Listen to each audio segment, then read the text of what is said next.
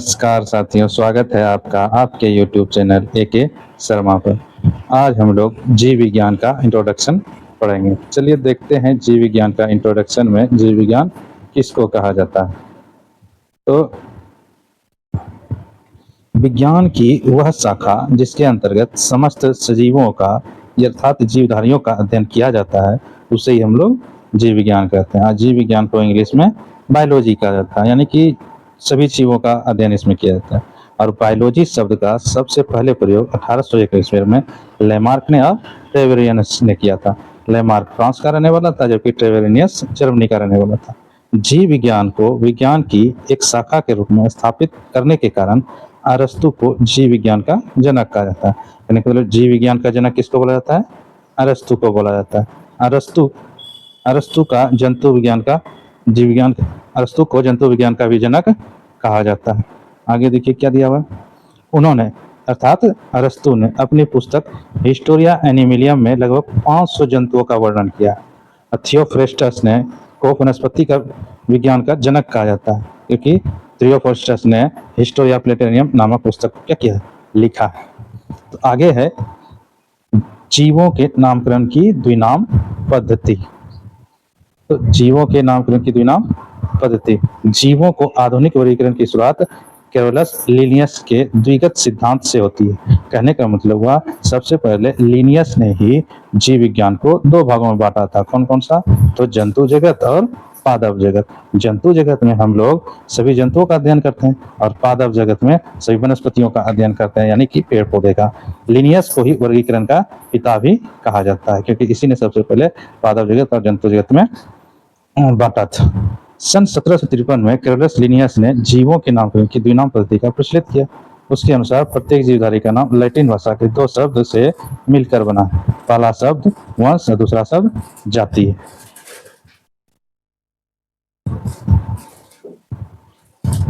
नाम स्पेसिस नाम कहलाता है। उदाहरण, मानव का वैज्ञानिक नाम होमोसेपियंस है, जिसमें होमो उस वंश का नाम है जिसकी एक जाति सेपियंस। जैव समुदाय के अध्ययन के लिए हमें जीवधारियों को कुछ समूह में वर्गीकृत करना पड़ता है, ताकि समान गुण और संरचना वाले जीवों को अध्ययन एक साथ किया जा सके। आधुनिक जीव विज्ञान में सर्वाधिक मान्यता व्हिटेकर यानी RH व्हिटेकर के 5 जगत वर्गीकरण को दी जाती है। कहने का मतलब आधुनिक जीव विज्ञान को 5 भागों में वर्गीकृत किया गया है, जो कि नीचे दिया गया है। मोनेरा, कवक, जंतु, प्रोटिस्टा, पादप। तो आधुनिक जीव विज्ञान 5 भागों में बांटा गया। तो चलिए देखते हैं सबसे पहले मोनेरा। तो यह एक कोशिकीय प्रोटोजोइक जीव का समूह है। कहने का मतलब मोनेरा के अंतर्गत वैसे जीव आते हैं जो कि एक कोशीय है, अर्थात इनमें तो संगठित केंद्रक होता है और ना ही विकसित कोशिकांग होते हैं। इनमें केंद्रक झिल्ली का अभाव होता है, यानी केंद्रक झिल्ली नहीं पाया जाता है। इसमें कुछ में कोशिका भित्ति पाई जाती है, कुछ में नहीं। यानी कि मोनेरा जगत में जो भी जीव आते हैं उसमें किसी में कोशिका भित्ति पाई जाती है, किसी में नहीं पाई जाती है। चलिए देखते हैं आगे मोनेरा।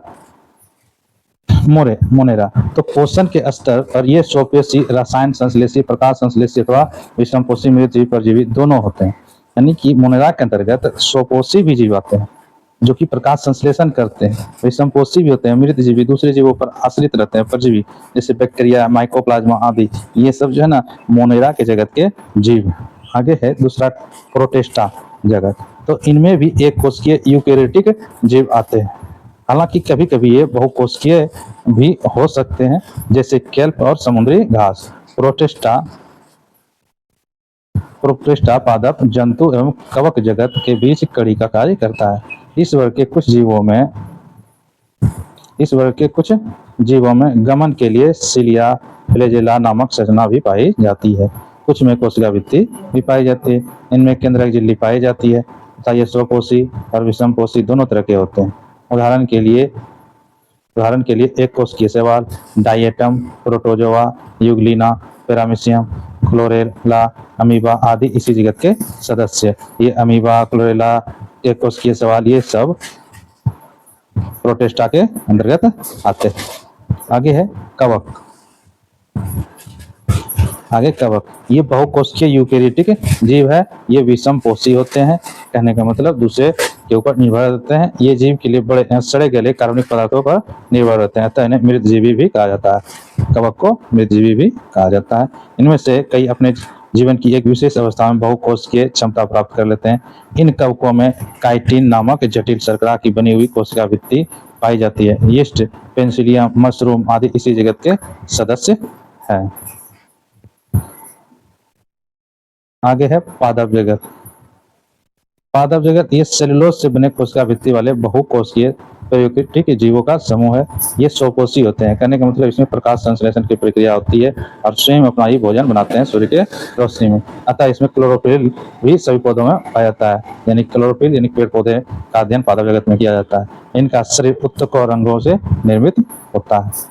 आगे है जंतु यानी मिलिया। इस जगत में सभी बहुकोशिकीय जंतु समभोजी यानी कि यूकेरियोटिक उपभोक्ता जीव सम्मिलित किए गए हैं। इनको मेटोजोआ भी कहते हैं। हाइड्रा, जेलीफिश, कृमि, सितारा, मछली, सरीसृप, उभयचर, पक्षी, स्तनधारी जीव और जगत के अंग इसके अंतर्गत आते हैं। कहने का मतलब हम लोग कुत्ता, बिलाय, गाय, भैंस, बकरी सभी का अध्ययन जंतु में ही किया जाता है।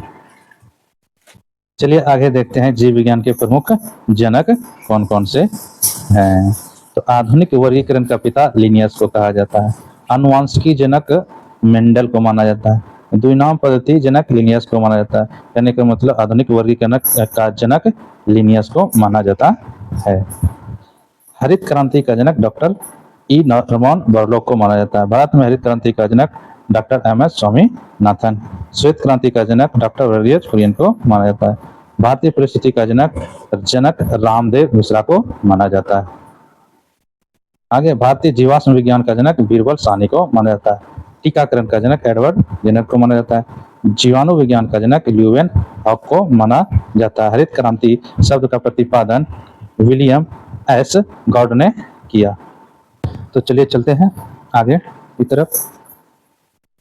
आगे क्या है, जीव विज्ञान की शाखाएं। तो कोशिका, इसके अंतर्गत कोशिकाओं की संरचना और कार्य का अध्ययन किया जाता है। कोशिका विज्ञान, कोशिकाओं का बहुमुखी अध्ययन इसके अंतर्गत होता है। आकारिक, जीवों की आकृति और संरचना का अध्ययन इसके अंतर्गत किया जाता है। बाह्य आकारिक में बाह्य आकृति और संरचना का अध्ययन किया जाता है, जैसे कि शारीरिक, शरीर की आंतरिक संरचना का अध्ययन किया जाता है।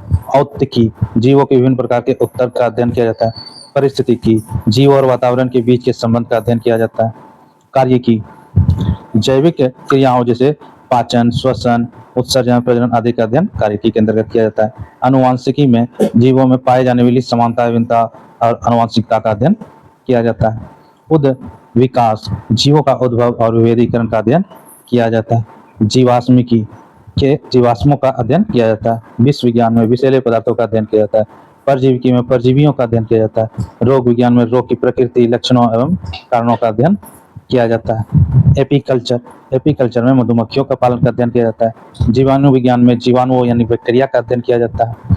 सेरीकल्चर, सेरीकल्चर में रेशम के कीड़ों का पालन एवं रेशम निकालने की विधि का अध्ययन किया जाता है। मोरिकल्चर में शहतूत के पौधों पर रेशम के कीड़े को पालना का अध्ययन किया जाता है। मत्स्य पालन में पिसीकल्चर, इंग्लिश में मत्स्य पालन को पिसीकल्चर कहा जाता है, तो मछली पालन का अध्ययन होता है। कीट विज्ञान एटोमोलॉजी, कीटों का अध्ययन होता है। विषाणु विज्ञान को वायरोलॉजी, विषाणु का अध्ययन कहलाता है। कवक विज्ञान को माइकोलॉजी, इंग्लिश में कवकों का अध्ययन इसके अंतर्गत होता है। शैवाल का अध्ययन इकोलॉजी, शैवाल का अध्ययन किया जाता है।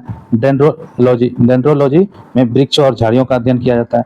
पुष्प विज्ञान एंथ्रोलॉजी में पुष्पों का अध्ययन किया जाता है। फल विज्ञान पोमोलॉजी में फलों का अध्ययन किया जाता है। पक्षी विज्ञान ऑर्टोलॉजी, पक्षियों का अध्ययन किया जाता है। मत्स्य विज्ञान एथोलॉजी, मछली का अध्ययन किया जाता है। पुष्प कृषि विज्ञान सजावटी फलों के संवर्धन का अध्ययन किया जाता है। ये देखते हैं आगे इधर क्या है। उद्यान विज्ञान हॉर्टिकल्चर में उद्यानों का अध्ययन किया जाता है। सस्य विज्ञान में खेतों में उगाई जाने वाली फसलों का एवं मिट्टियों का अध्ययन किया जाता है। सब्जियों की कृषि, तो सब्जियों का अध्ययन किया जाता है जिसको हॉर्टिकल्चर कहा जाता है। कंकाल विज्ञान में ऑस्टियोलॉजी, अस्थि और कंकाल तंत्र का अध्ययन किया जाता है।